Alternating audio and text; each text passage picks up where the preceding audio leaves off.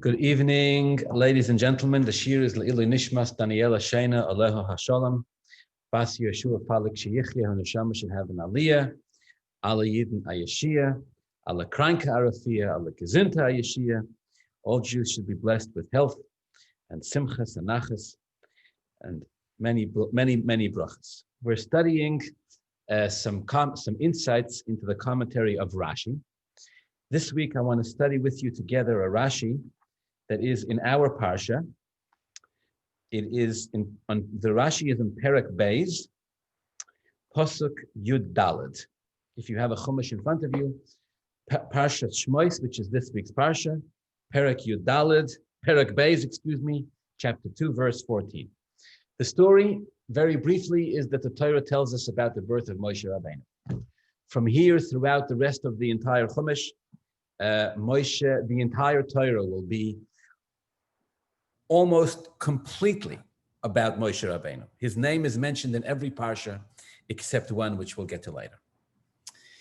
The Torah wastes no time here. The Torah tells us about his birth, the Torah tells us about his upbringing, and the Torah tells us about his earliest experiences.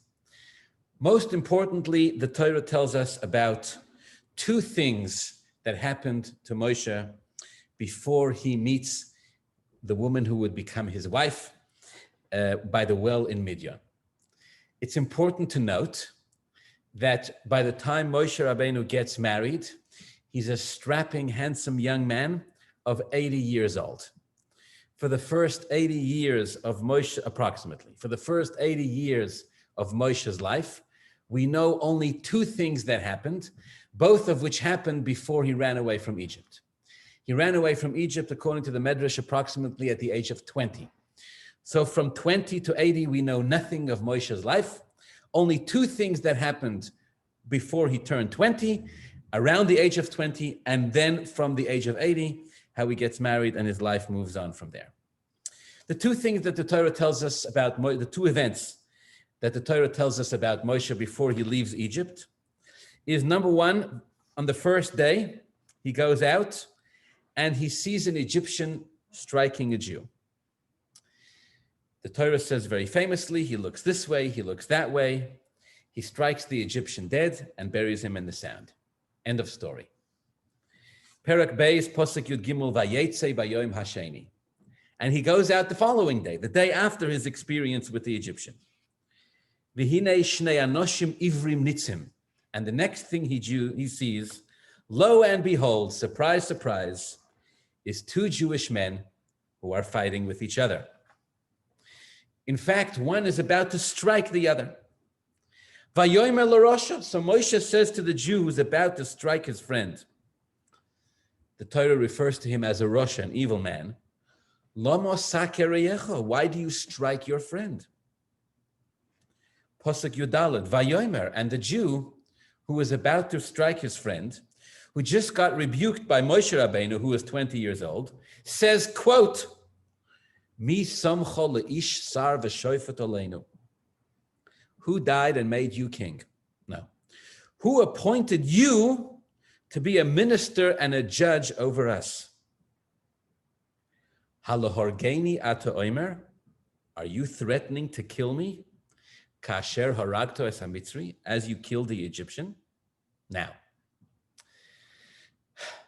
Moshe thought that nobody knew that he killed the Egyptian, right? Remember, before he struck the Egyptian, he looked this way, he looked that way to make sure nobody was watching. He thought he was alone, and he killed him. And here it is the next day, two Jews are fighting. One's about to strike the other. He rebukes the Jew who's about to strike his friend and says to him, why do you strike your friend? And the Jew says, who appointed you to be the minister and judge over us? Are you threatening to kill me as you killed the Egyptian? Vayiro Moshe. Moshe became afraid. Vayoymar, and he said, oh, oche noida hadovar. Indeed, the matter is known. The matter is known that I have killed an Egyptian. Moshe realized that he had a problem because what he had done was now exposed. In fact, these two Jews went ahead and informed on Moshe Rabbeinu to Paroi. They had it be known to the palace of the king that Moshe, the king's adopted son, the prince of Egypt, had in fact struck an Egyptian officer dead. Which is why the next pasuk says, "Vayishma Paroi Zadov Razeh." Paroi heard. It reached the ears of Paroi that Moshe had killed an Egyptian. Vayevakesh laragas Moshe, and he sought to kill Moshe. Vayivrach Moshe mipnei Paroi. So Moshe is forced to flee at the age of 20. At which point the Torah tells us nothing about what happens for the next 60 years until he arrives at the well in Midian, where he eventually meets the Kohen Midian Yisro's 7 daughters, the oldest of which Moshe Rabbeinu ends up marrying. By the way, not before his future father-in-law, Yisro. The first time he met Moshe Rabbeinu wasn't impressed. He was quite concerned, in fact. What's this Egyptian fugitive doing, showing up at my door, coming to my house, seeking refuge? All I need, says Yisro, as if I don't have enough tzoros in my life. Now the man wanted by the Egyptian monarch, now the man wanted by the Egyptian government has showed up at my door. Yisro was very afraid of this man. You know what Yisro did? You should know this. It's a Midrash about the relationship between Moshe and his in-laws. You know what Yisro did? Says the Midrash, he took Moshe and he locked him up in a dungeon for 13 years. It was Tzipora, the woman who would later become Moshe's wife, who secretly slipped Moshe food every day for 13 years while he was locked up by his own future father-in-law. After 13 years, Moshe had survived. Yisro was impressed. He said, all right, if you can survive 13 years in the dungeon, you can marry my daughter, Mazel Tov. That was a relationship that would not be described as love at first sight, the one between Moshe and his father-in-law. But be it as it may, these two Jews informed on Moshe Rabbeinu. And that's how Paro hears about it. And he wanted to kill Moshe. According to the Midrash, they actually captured Moshe. He had the executioner actually attempt to assassinate, to kill Moshe, etc. But Moshe was saved by a miracle. Okay. I don't want to get carried away with the Midrashim. You all know them. I want to stick to the Rashi, the 2 Rashis actually, that we're going to learn today. So again, I'm in Pasuk Yud Dalet. The 2 Jews rebuke Moshe Rabbeinu. They respond in kind. After Moshe Rabbeinu rebukes these 2 Jews and says, why do you strike your friend? The Jew who was rebuked says to Moshe, who appointed you to be the minister and judge over us? Are you threatening to kill me like you killed the Egyptian? And the Pasuk says, Vayira Moshe, Moshe was afraid. Now, what was he afraid of? On a simple level, it's very obvious. The Torah says exactly what Moshe was afraid of. He was afraid of exposure. He was afraid of getting caught, which actually, in fact, is exactly what happened. Moshe does get caught. So when the words Vayira Moshe, Moshe was afraid, says Rashi, Kipshutoi. Rashi says, the verse is to be understood simply, literally. Moshe was afraid of exposure. Umedrashai. However, says Rashi, there is a medrash here.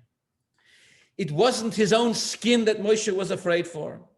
It wasn't his own life that Moshe felt threatened with. It wasn't his own hide that he was trying to protect here. That's not why the Torah says he was afraid. Oh no, says the Medrash. Umedrashai says the Medrash, says Rashi, the Medrash interprets this. Do'ag lo al shero b'Yisrael reshoyim.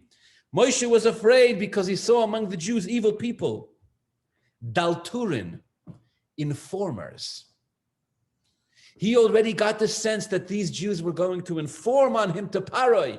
And he sees the Jews again. Moshe grew up in the palace. Moshe grew up separated from his flesh and blood, from his own family and from his own community and from his own nation. He's being exposed to them now for the first time. Shalom Aleichem. His first exposure was an Egyptian striking a Jew who Moshe Rabbeinu immediately killed the Egyptian. That was day 1. But day 2, by Yom HaSheni, he saw 2 Jews fight. So he says to the Jew, why are you striking your friend? Umedrasha, says Rashi, Doag lo yal shero b'Yisrael reshoyim dalturin. The Medrash says Moshe Rabbeinu became afraid. He saw among the Jews informants. Omar says, Moshe Mayato, if there are informants among the Jews, Shemo Einam Re'uyim Lehigoel, perhaps they're not worthy of being redeemed. Moshe says to himself, if there are informants, if there are such evil people among the Jewish people, if there are such evil men among the Jews, perhaps they're not worthy of being redeemed. And this becomes the source of Moshe Rabbeinu's fear. Again, what Rashi is saying here is that there is a deeper meaning to the Midrash. There's a deeper meaning to the verse. It wasn't just that Moshe Rabbeinu was afraid for his own life. It wasn't just that Moshe was afraid for himself. It was that he was afraid for the Jews. He saw among them evil people that were not worthy of being redeemed. Next Rashi. Bear with me. Moshe says, Ochei noida hadover, indeed the matter is known. Again, Rashi says, Kamashmoy. On a simple level, the verse is to be understood literally. Moshe was concerned that his own assassination of the Egyptian became known. Umedrashe says, Rashi, the Medrash says something harrowing. Noida li hadover shehayisi tameya alav, Moshe Rabbeinu said, I now understand something that I've wondered about for so long. What was it? Moshe says, I now have an answer for something that I've been wondering about for so long. Machotu Yisrael mikol shivim umois liyos nirdim ba'avodas perach. Moshe says, for so long I've been wondering, what did the Jews do wrong that they should be destined to such hard labor, more so than any of the other 70 nations of the world? Aval, says Moshe, listen to these words. Roye ani, I now see shehem re'uyim lakach, that they deserve it. Oh, according to Rashi, Moshe is not impressed with what he sees. He doesn't like it. First of all, says Moshe, how are these Jews ever going to be worthy of being redeemed when they have such evil people among them, such informants? Ochei noida hadavar, the matter is now known. What's the matter is now known? What did Moshe know that he didn't know until now? Moshe says, I now know why the Jews were destined to such harsh labor, more so than any of the other 70 nations of the world. I now see that they were worthy of this. Okay. Two Rashis, both of which seem to be expressing a similar point. Moshe sees he's exposed to the dark side of the Jews. Remember, his second day in office, he's not even in office yet. His second day on the job, his second day of exposure. The first time he ever met two Jews, they were fighting. This is good, by the way. This is important. It's healthy that Moshe knows right from the outset what it is that he's getting involved with. Two Jews, they're already fighting. And when he tries to stop them, they turn on him. And they say to him, are you going to kill us like you killed the Egyptian? And Moshe says, Oy Gewalt, what's going on over here? I'm so afraid. How are the Jews ever going to be worthy of being redeemed? Ochei noida hadover, I now understand why Hashem destined the Jews to such harsh labor, more so than any other nation. Look at them. Look at these Jews. Okay. This is what Rashi says. Now we're going to dissect for a couple of minutes. But before I do, 2 points of introduction. Number one, who were these two Jews? These were not just Jews. These were Dasan and Aviram, the two troublemakers, the ones who would make every story in Chumash, or so many stories in Chumash, interesting. You know, the two guys who always turn the whole thing over, Dasan and Aviram, these were the first two that Moshe Rabbeinu met. Point of introduction number one. Point of introduction number two, the two stories of the Chumash are related. It's not two separate stories. On the first day, Moshe strikes an Egyptian. On the second day, he sees two Jews fighting. Actually, the Egyptian that Moshe saw on the first day, who was striking a Jew, was striking Dasan. And Moshe kills the Egyptian, defending Dasan and saving his life. The reward he gets is that Dasan and Aviram inform on Moshe to Paroi, letting Paroi know that Moshe has killed an Egyptian. Okay. As far as the Rashis themselves are concerned, they're very difficult to understand. Let's think about this for a minute. Moshe is saying, I'm now worried perhaps the Jews are not worthy of being redeemed.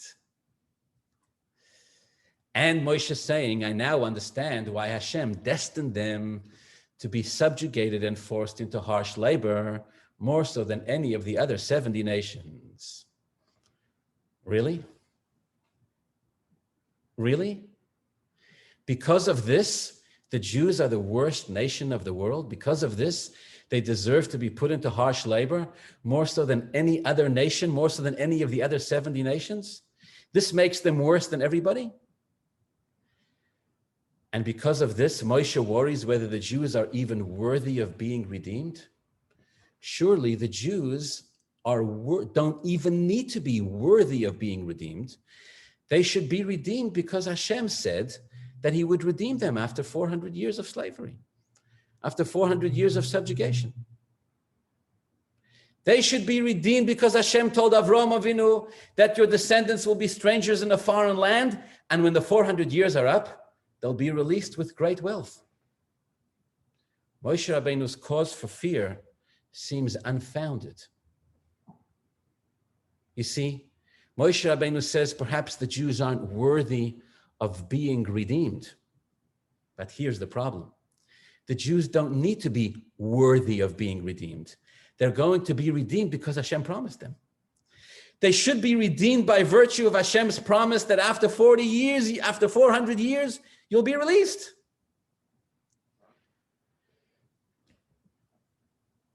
What is Moshe Rabbeinu afraid of? Shemo einam ru'uyim lehigoyel, perhaps they're not worthy? If they're not worthy, Hashem doesn't have to fulfill his promise? And let's ask another question. The truth is that over the course of the Jewish people's being in Egypt for so many years, they faced many spiritual obstacles, and they had many spiritual pitfalls and many moments of weakness, to the point that they even descended to a level where they became idol worshippers. As they crossed the Yam Suf, even after they were redeemed, as they crossed the Yam Suf, Pesel Micha Oiver Imohem, they carried an idol with them as they went.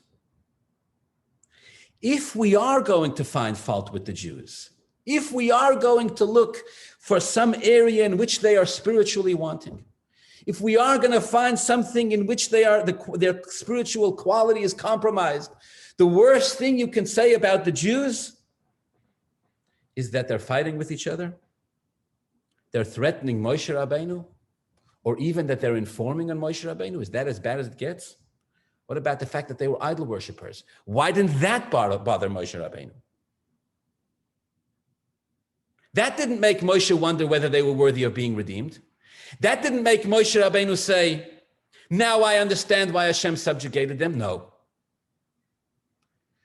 Only what he sees here. But what does he see here that's so terrible? Two Jews fighting. Nu, mazel tov. Happens all the time. One Jew wants to strike the other. All right, that doesn't happen as often, but still that happens too. Two Jews inform to Paroi and Moshe Rabbeinu. Unfortunately, that also happens too. So what is it that Moshe saw here that rattled him so, that he began to wonder if the Jews were worthy of being redeemed? And that he began to understand why they were subjugated, why they were worthy of being subjugated like no other nation. Okay, these are some of the questions that need to be understood, that need to be delved into deeply here, into this Rashi. There's much to be said about this. I want to bring out one point. For now, let's start with this. Why is the story of Yetzias Mitzrayim such a big story? Why is it so significant? All right, 3,500 years ago, our ancestors were slaves in Mitzrayim. Hashem took them out. Mazel Tov, Baruch Hashem. Why is this story so centralized? Why do we talk about it so much? We're obsessed over it. Zeicher Litzias Mitzrayim, remembering the exodus of Mitzrayim again and again and again. Why? Okay, of course, on a simple level, because it was the beginning, it was the birth of the Jewish people. It was Hashem chose the Jewish people. From a Jewish historic perspective, that's where everything began, of course. But on a deeper level, what's really going on here when we say the Jewish people left Mitzrayim? What really happened here was the beginning of Yetzias Mitzrayim. What Moshe Rabbeinu was charged with facilitating when Hashem said to him, go take the Jews, go take the Jewish people and take them out of Egypt, was to give the Jew the ability to reach into themselves and to find a source and a sense of freedom within themselves that was so powerful and that was so eternal and that was so spiritual that it could overcome everything. The day Moshe Rabbeinu liberated the Jews from Mitzrayim, the day Moshe Rabbeinu came to the Jewish people and said, you are a nation who are free, and nothing can ever take that away from you. The day he told them that, he gave the Jews, he implanted in their souls an identity of being free people that was so powerful that they could call upon it for the rest of their history. And every time they connected to it, every time they would connect to it, they could overcome any obstacle that was in front of them. They could be true to themselves and overcome anything. Yetzias Mitzrayim is not about a geographic location, just simply about a geographic location. Yetzias Mitzrayim is not simply about overcoming an evil dictator called Paroi. Yetzias Mitzrayim is about overcoming an evil dictator called limitations, perceived or actual, which every Jew, by the virtue of the freedom given to us by Moshe Rabbeinu, can overcome if they can reach into themselves and find their own truth. Every one of us can do this, but this is an incredibly difficult process. It turns out to leave Mitzrayim geographically is much easier, but to break out of the psychological Mitzrayim, to break out of the emotional Mitzrayim, to break out of the Mitzrayim that we put ourselves into, to break out of limitations, to be truly free, oh boy, this is an incredibly, incredibly difficult process. Moshe knows this. The Jews know this. But there's one part of this that Moshe has not yet seen in the Jews. There's one part of this in the soul of the Jew that Moshe hasn't yet seen until he sees these two Jews fight with each other. And when he sees it, it scares him. What is that? Well, quite simply, if we're going to be able to get over the pettiness within ourselves, if we're going to be able to cut through the dirt, and if we're going to be able to cut through the Mitzrayim within ourselves, we're never going to be able to do it alone. Never. No Jew can ever get through this on their own 2 feet. No Jew can ever get through this as an individual. If I'm going to be able to get through the stuff that holds me back, I'm going to do that together with I'm going to have to be able to do that together with other Jews. I'm going to have to be able to do that for another Jew. And there's going to have to be a sense of community among the Jews. No Jew can ever accomplish or do this alone. Never. So Moshe goes out on the second day and he sees 2 Jewish people wrestling with each other. And he goes, what's this?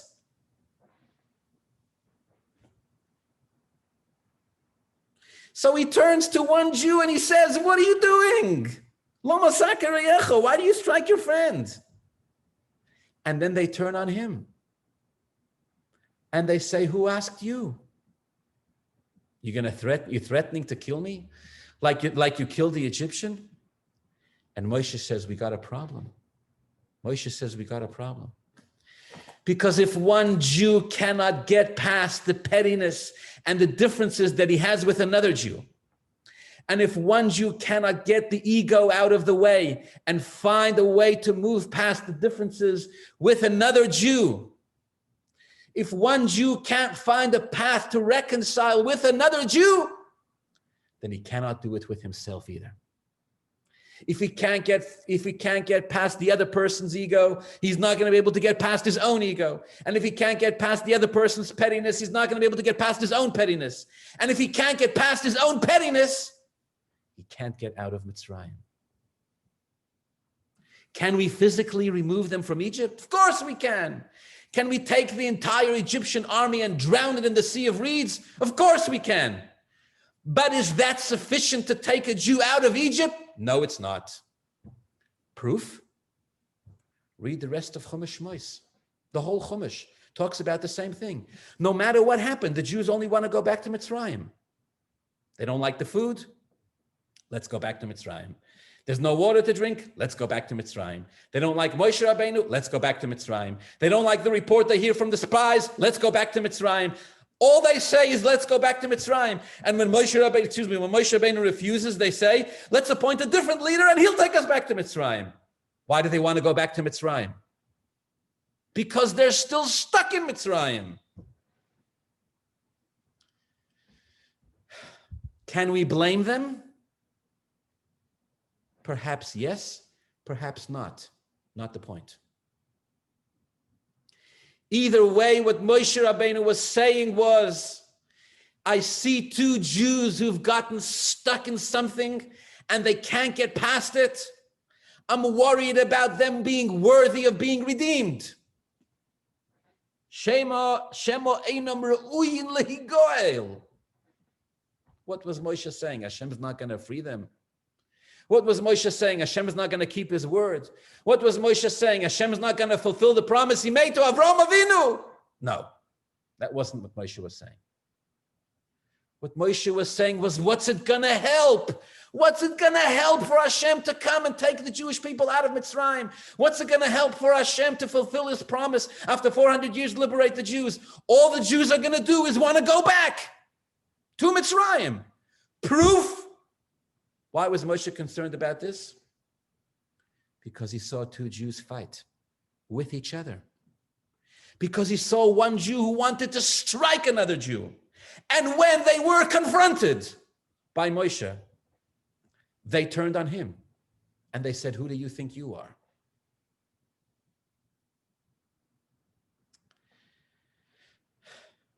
And in that moment, Moshe saw two Jews who couldn't see past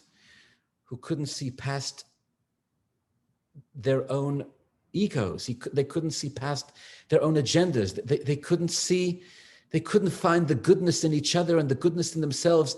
They couldn't find the goodness in the person who was rebuking them.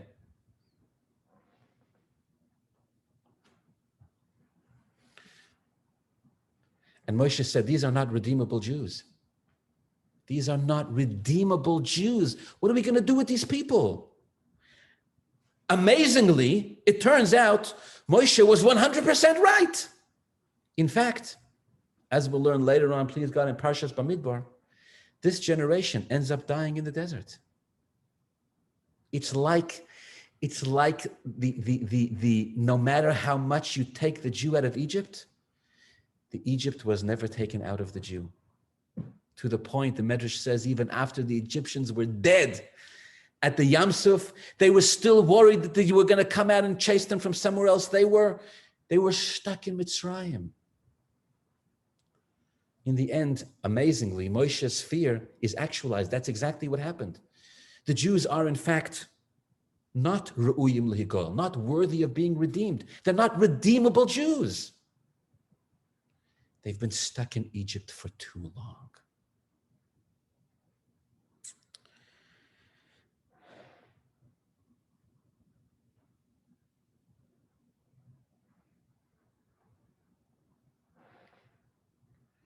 For Jews to be liberated, for Jews to get out of Mitzrayim, for Jews to break out of this type of psychological and emotional limitation, takes tremendous inner strength, takes tremendous inner courage to stand up to the world, to stand up to the pressures of the time, to stand up to the pressures of the environment around us, and to say, no, this is wrong. This takes great strength and courage, and he didn't see it in the Jews he was rebuking. And you know where you see this worst of all? By the fact that they turn on Moshe Rabbeinu. When Moshe Rabbeinu told them the truth, when he told them the truth, when he said, what is wrong with you people? Stop wrestling with each other. For God's sake, you're both part of an oppressed nation. If you can't hold on to each other, what can you hold on to?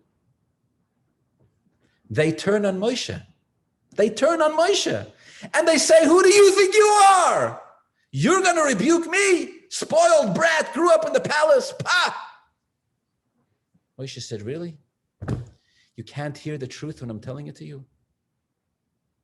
It's the first sign of every petty human being, of every person who isn't prepared to face the truth about themselves, who isn't prepared to truly grow psychologically, spiritually, and emotionally. When a person is not prepared to grow, you know what happens? Sooner or later, someone will tell them the truth.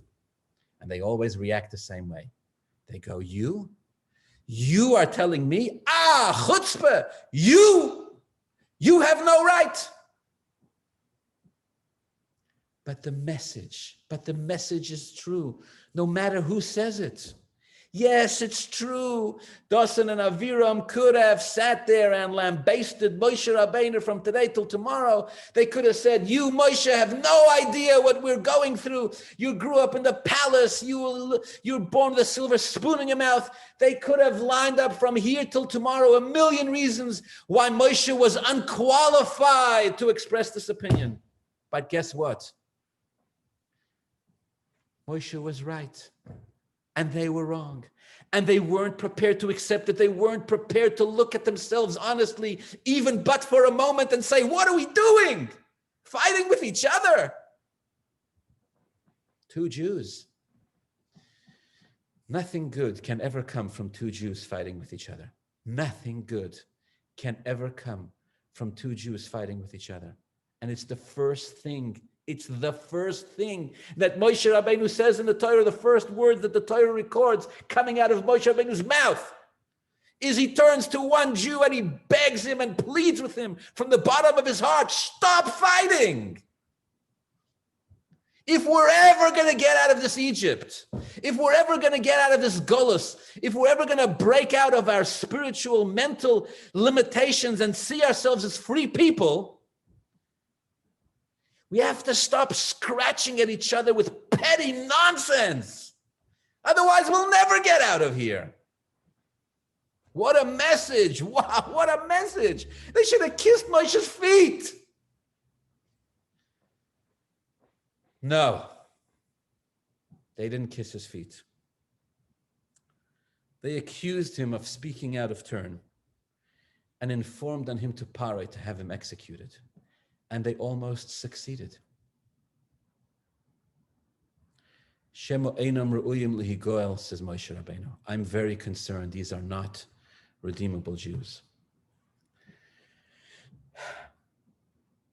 And the next Rashi says, Moshe Rabbeinu says, I was wondering to myself, why is this nation more so than any other nation worthy? Why is this nation more so than any other nation being put through such hard labor? And now I see that they are re'uyim lekach. Now I see that they are worthy of this. Perhaps we can interpret Rashi's words slightly differently. Moshe sees the problem. He sees the problem. He sees the Mitzrayim that the Jews are stuck in and that they cannot get out of. He sees it. But he also sees the Geula. He also sees that one day the Jewish people, please God, will be able to break out and to go out and to snap out of this Mitzrayim. He sees all of that. But he sees that unfortunately, in order for the Jews to get there, they have to go through this Mitzrayim. He sees that sometimes in order to bring out the essence of the Jew, sometimes you have to break the Jew. Sometimes you have to wear the Jew down and put them through so much. And Moshe says, you know something? I don't just see, I don't just see unredeemable Jews. Moshe was the greatest prophet ever. He says, I see in the future that the Jewish people have a potential that no other nation has. I see in this nation that they have a potential to rise above, to survive 3,500 years of Jewish history, and to overcome it like nobody else. Even if in order to get there, they have to go through a tremendous amount of avodas perach, a tremendous amount of work. Moshe saw in them also the potential, whether it would take 1 generation, 2 generations, or 100 generations. He saw in them that ultimately the Jewish people would be able to get through, and they would be, quote, ru'uyim lakach, worthy of this, meaning that everything they went through would please God ultimately bring them to the Geula.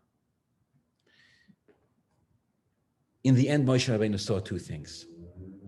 In the end, Moshe saw the challenges of the Jew.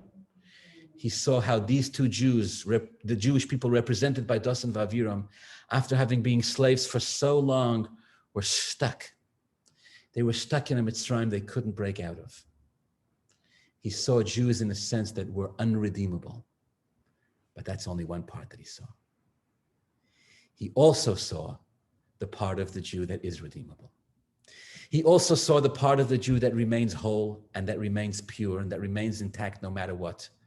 And he also saw that somehow, someday, when the Jews would be finished going through everything they had to go through, Heim Ru'uyim Lakach, they were worthy ultimately of being redeemed. They would emerge. There was something inside them that no other nation in the world possessed.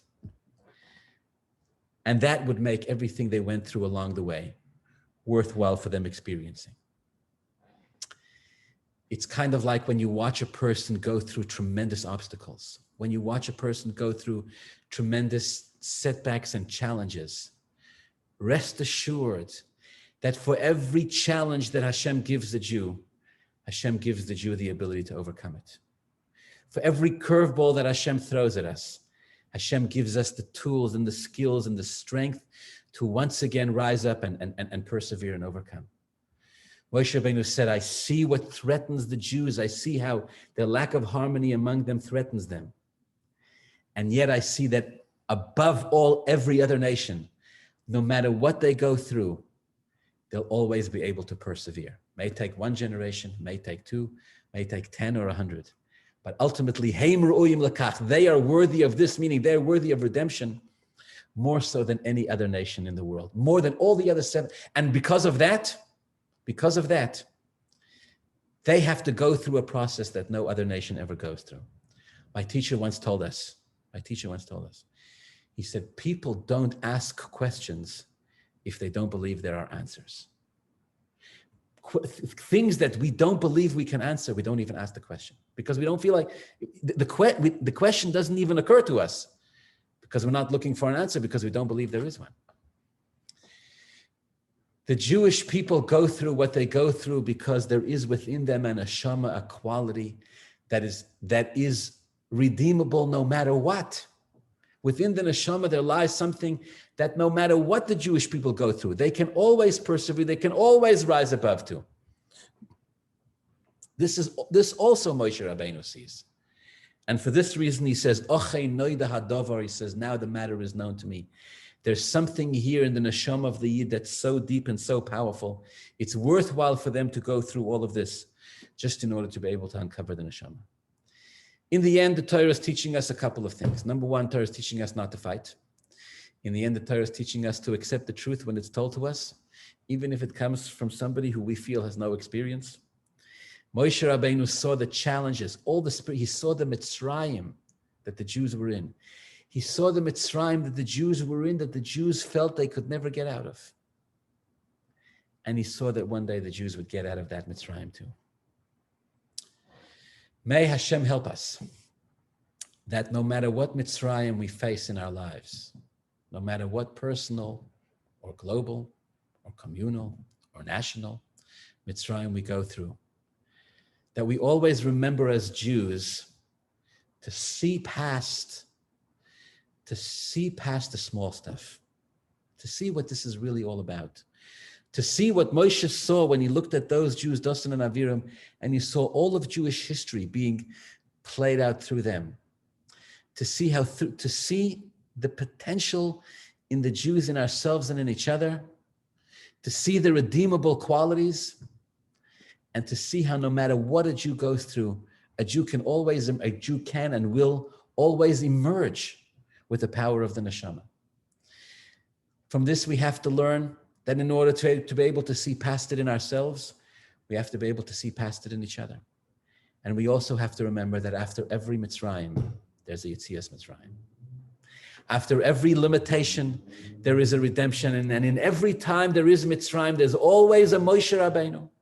No matter where a Jew is, even Dosan and Aviram in Mitzrayim, who were fighting with each other and with Moshe Rabbeinu. Even to these two Jews, there's at some point, somebody taps on our shoulders and says, my dear child, my dear Yid, you really are free. You really are free. You just have to realize it. Wishing you all a wonderful week and a wonderful Shabbos. May Hashem bless us with many simchas and nachas and gesund. And please, God's safety for all of us and for all of Klal Yisrael. Good Shabbos.